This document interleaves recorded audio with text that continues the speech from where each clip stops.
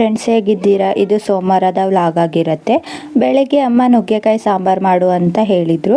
ನಾನು ನುಗ್ಗೆಕಾಯಿ ಕಟ್ ಮಾಡ್ತಿದ್ದೆ. ನನ್ನ ಮಗ ಇಸ್ಕೊಂಡು ನುಗ್ಗೆಕಾಯಿನ ಗದೆ ಥರ ಇಟ್ಕೊತಿದ್ದಾನೆ ನೋಡಿ. ನುಗ್ಗೆಕಾಯಿಂದನೇ ಆಟ ಆಡ್ತಿದ್ದಾನೆ ಅವನಂತೂ. ಸಾಂಬಾರಿಗೆಲ್ಲ ರೆಡಿ ಮಾಡಿಟ್ಟು ನಾನು ಬ್ರಷ್ ಎಲ್ಲ ಮಾಡಿಕೊಂಡು ಮುಖ ಎಲ್ಲ ತೊಳ್ಕೊಂಬಂದೆ. ಅಷ್ಟೊತ್ತಿಗೆ ಅಮ್ಮನೂ ಮುದ್ದೆ ಎಲ್ಲ ರೆಡಿ ಮಾಡಿದರು. ನುಗ್ಗೆಕಾಯಿ ಸಾಂಬಾರು, ಸ್ವಲ್ಪ ರೈಸು ತಿಂದೆ. ಅಷ್ಟೊತ್ತಿಗೆ ಟೈಮ್ ಬೇರೆ ಆಗಿತ್ತು. ನನ್ನ ಮಗನಿಗೆ ರಾಗಿ ಸರಿ ಮಾಡೋಣ ಅಂತ ರಾಗಿ ಸರಿ ಮಾಡಿ ಅವನಿಗೂ ರಾಗಿ ಸರಿ ತಿನ್ನಿಸ್ದೆ. ಆಮೇಲೆ ಅವನ್ನ ಸ್ನಾನ ಮಾಡಿ ಮಲಗಿಸಿ. ನನ್ನ ಮಗನಿಗೆ ಕೋಲ್ಡ್ ಆಗುತ್ತೆ ಅಂತ ತುಂಬ ದಿನದಿಂದ ಅಮ್ಮ ಎಣ್ಣೆ ಹಚ್ಚೋಕ್ಕೆ ಬಿಡ್ತಿರ್ಲಿಲ್ಲ. ತುಂಬ ದಿನ ಅಂದರೆ ಡೆಲಿವರಿ ಆದಾಗಲಿಂದ ಒನ್ ಟೈಮ್ ಏನೋ ಹಚ್ಚಿದ್ದೀನಿ, 6 ಮಂತಲ್ಲಿ ಅಷ್ಟೇ. ಹಾಗಾಗಿ ಕೋಲ್ಡ್ ಆಗುತ್ತೆ ಅಂತ ಎಣ್ಣೆ ಹಚ್ತಾನೇ ಇರಲಿಲ್ಲ ನನ್ನ ಮಗನಿಗೆ.